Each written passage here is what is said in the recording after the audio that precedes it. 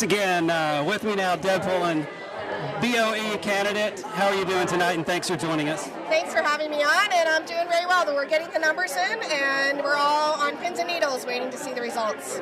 So as I'm doing these interviews, we're starting to see the numbers roll in, and I believe the Democrats are starting to pull away ahead pretty well. It looks good. It does look good for us tonight. Okay, yes. that gives you a little bit of relaxation, I guess I could say. Things were looking a bit grippy there for a minute, but you guys are starting to pull ahead. So now that the campaign is over, what are you ready to get going doing? Well, we have a lot of work to do on the Board of Education. I'm glad to be able to continue on. We're bringing everybody back in, trying to recover from academic losses because of the pandemic, emotional issues, social issues, and kids need to be back with their friends and peers. And so that's the main task before us this year, is to recover what we lost in the last 19 months and move ourselves forward and ready for the future. Do you feel as though the kids are pretty resilient in this town and are going to come out of this doing pretty well? It's yes, and also that our community really supports them and wants to make sure that they have the resources they need in order to become their best selves, have their best success this year, and then moving towards being our next leaders. Certainly a very difficult year for the children being behind a computer screen. I know some kids fared very well with that, others not so much.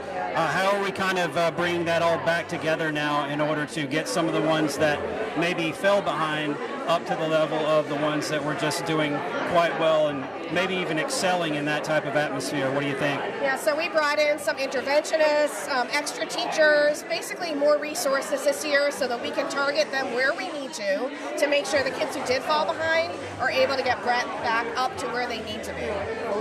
Very interesting time in history for sure, and a very big job for the educators and the people that are involved in seeing to it that our kids are safe and have a wonderful environment for their education now.